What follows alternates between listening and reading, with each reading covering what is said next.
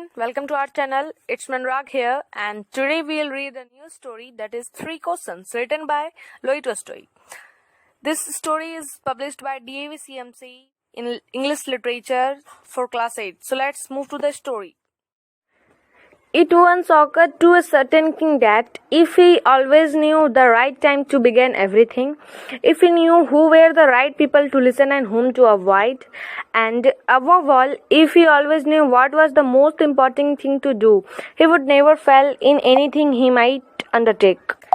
It means that एक राजा ने एक बार कुछ ऐसा सोचा कि अगर वो हमेशा ये जाने कि किसी भी कार्य को शुरू करने का सही समय क्या होता है, किन लोगों की बात को उसे सुनना चाहिए और किन्हें ना सुनना चाहिए, और सबसे महत्वपूर्ण कि वो उसके लिए सबसे ज़रूरी काम क्या है। अगर वो ये तीनों बातों को जान लेता है तो वो कभी फेल नहीं होगा, कभी अनुत्तीर्ण नहीं होगा जिस भी काम को वो करेगा। Now come to the next paragraph on the next page. And this thought having occurred to him, he had proclaimed throughout his kingdom that he would give a great reward to anyone who would tell him what was the right time for every action, and who were the most necessary people, and how he might know what was the most important thing to do. Means, और उसे जैसे ही उसके दिमाग में ये बातें आई, जैसे ही उसने ये सोचा, उसने पूरे राज्य में घोषणा करा दिया कि वो उस व्यक्ति को बड़े इनाम देगा जो कि उसे बताएगा कि किसी भी काम को करने का सही समय क्या रहता है, कौन लोग उसके लिए बहुत ज़रूरी हैं, और वो ये कैसे पता लगा पाए कि इस समय उससे सबसे ज़्यादा ज़रूरी क्या काम करना चाहिए। And learned men come to the king, but they all answered his question differently. और बहुत सारे जो लर्न मैन हैं, विद्वान हैं, जानकार हैं, वो लोग राजा के पास आए, लेकिन उन सभीयों का उत्तर उसके प्रश्न से अलग अलग था। In reply to the first question, some said that to know the right time for every action, one must store up in advance a table of days, months and years, and must live strictly according to it. पहले प्रश्न के जवाब में कुछ ने कहा कि अगर किसी को पता लगाना है उसके किसी भी काम को करने का सही समय, तो उसको जरूर से जरूर एक टाइम टेबल ड्रॉ करना होगा, एक समय सूची ड्रॉ करनी होगी, जिसमें सिर्फ एक दिन के नहीं बल्कि पूरे महीने के और साल के, and must live strictly according to it, और जरूर से जरूर उसे फॉलो करना है और उसी के अकॉर्डिंग रहना है, उसी के साथ रहना है। Only thus they said could everything be at its proper time. उन्होंने कहा कि बस यही मीन्स टाइम टेबल ही किसी भी काम को उसके सही समय पे करने में मदद करेगा। Others declared that it was impossible to decide beforehand the right time for every action, but that not letting oneself be observed in idle pastime, one should always attend to all that was going on and then do what was the most needful. मतलब दूसरों ने भी घोषणा कर दी कि किसी भी काम को करने से पहले उसका सही समय पता लगा पाना बहुत मुश्किल है या इम्पॉसिबल है, नामुमकिन है, पर इसका ये मतलब नहीं कि हम खुद को निष्क्रिय शगल में व्यतीत रखें, लीन रखें।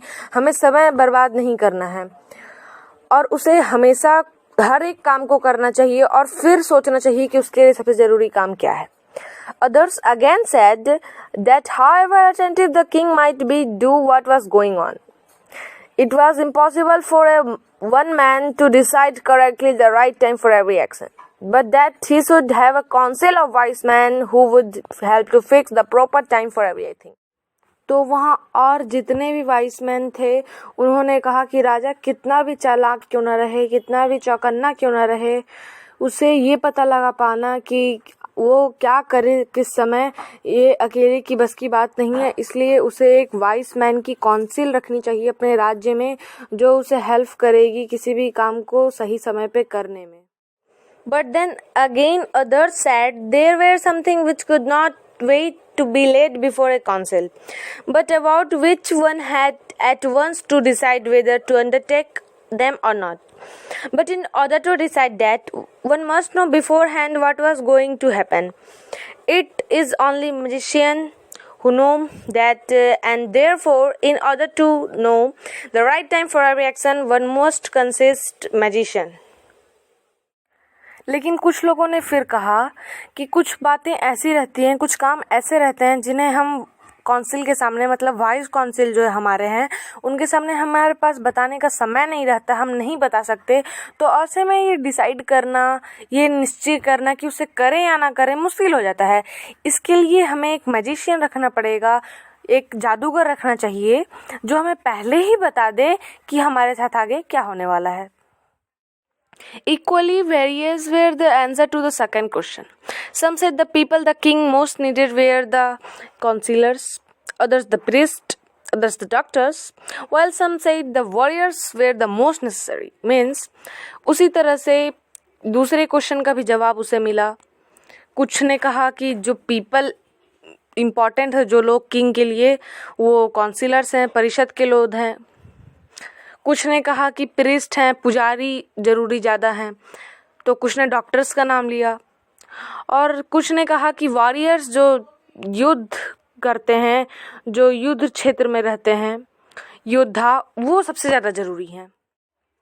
To the third question, as to what was the most important occupation, some replied that the most important thing in the world was science, others said it was skill in warfare, and others again that it was religious worship. Means third question के जवाब में जो कि था सबसे ज़रूरी occupation क्या है, पेशा क्या है, तो कुछ ने बोला कि सबसे ज़रूरी किंग के लिए थिंग जो है वो है साइंस, विज्ञान डेवलप करना चाहिए, विज्ञान पढ़ना चाहिए।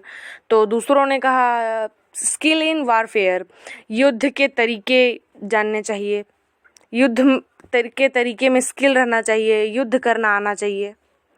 एंड अदर्स अगेन, और फिर कुछ ने फिर कहा कि रिलीजियस वर्शिप मीन्स अपने धर्म की पूजा करना, अपने धर्म के गॉड की पूजा करने ही सबसे ज़रूरी पेशा है। All the answers being different, the king agreed with none of them and gave the reward to none, but still wishing to find the right answers to his questions, he decided to consult a hermit widely renowned for his wisdom. तो सभी उत्तर जो थे लोगों के वो गलत अलग होने लगे, और राजा जो था वो उससे सेटिस्फाइड भी नहीं था, संतुष्ट भी नहीं था उन लोगों के जवाब से, किन्हीं के नहीं। इसलिए उन्होंने किसी को इनाम भी नहीं दिया, रिवार्ड नहीं दिया, पर अभी भी उनके मन में ये इच्छा थी कि उसके सारे क्वेश्चंस के सही जवाब मिले। तो उन्होंने एक एकांतवासी से परामर्श किया, कंसल्ट किया, जो कि अपने विजडम के लिए, अपने बुद्धि के लिए व्यापक रूप से प्रसिद्ध थे। The hermit lived in a wood which he never quitted, and he received none but common folk. So the king put on a simple clothes, and before reaching the hermit's cell, dismount from his horse and leaving his bodyguards behind went on alone. तो जो hermit था, जो एकांतवासी था, वो जंगलों में रहता था और कभी जंगल को छोड़ता नहीं था, हमेशा जंगल में ही रहता था, और वो किसी को जंगल में अपने पास आने नहीं देता था सिवाय कॉमन folk, आम आदमी के, जो गरीब रहते हैं, जो आम आदमी रहते हैं, उनके अलावा राजा महाराजा हो गए या जो भी बड़े बड़े लोग हैं उन्हें आने नहीं देता था। तो राजा ने अपना दिमाग लगाया और उन्होंने सिंपल क्लॉथ, साधारण वस्त्र डाले, और राजा के झोपड़ी के आने से पहले ही, before reaching the hermit cell, उन्होंने अपने हॉर्स से नीचे उतरा, अपने घोड़े से नीचे उतरा, और अपने बॉडीगार्ड्स को, जो उसके बॉडीगार्ड्स थे, रक्षक थे, अंगरक्षक, उनको उन्होंने पीछे छोड़ा और अकेले ही चले गए हर्मिट के पास।